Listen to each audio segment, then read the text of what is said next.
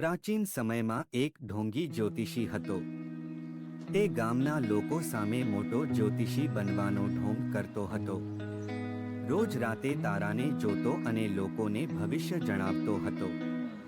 જ્યોતિષી લોકોને કહેતો હતો કે મને તારાની ભાષા વાંચતા આવડે છે. તારા આપણું ભવિષ્ય જણાવે છે, એટલે હું તેમને જોતો રહું છું. ગામના લોકો પણ તેની વાતો ઉપર વિશ્વાસ કરી લેતા હતા. એક દિવસ રાતના સમયે તે તારાને જોઈને ક્યાંક જઈ રહ્યો હતો. તેનું સંપૂર્ણ ધ્યાન તારા ઉપર જ હતું. ત્યારે અચાનક તે પડી ગયો. ત્યાં કાદવ હતું. કાદવમાં લપસીને જ્યોતિષી એક મોટા ખાડા સુધી પહોંચી ગયો. હવે તે ખાડામાંથી બહાર આવવાની કોશિશ કરવા લાગ્યો, પરંતુ ખાડો થોડો ઊંડો હતો.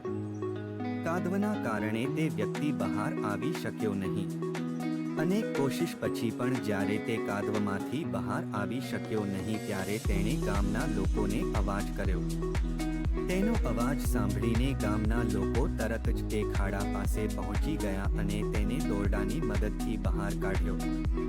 ગામના લોકો જ્યોતિષીની આદત જાણતા હતા કે તે તારાને જોઈને જ ચાલી રહ્યો હશે, ત્યારે જ આ ખાડામાં પડ્યો છે.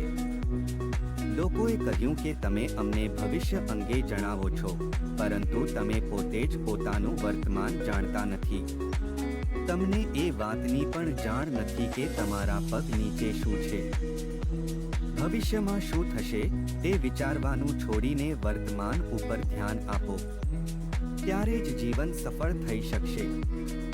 બોધપાઠ: જે લોકો ભવિષ્ય માટે વિચારતા રહે છે અને વર્તમાનમાં યોગ્ય કામ કરતા નથી, તેમને ક્યારે સુખ મળી શકતું નથી.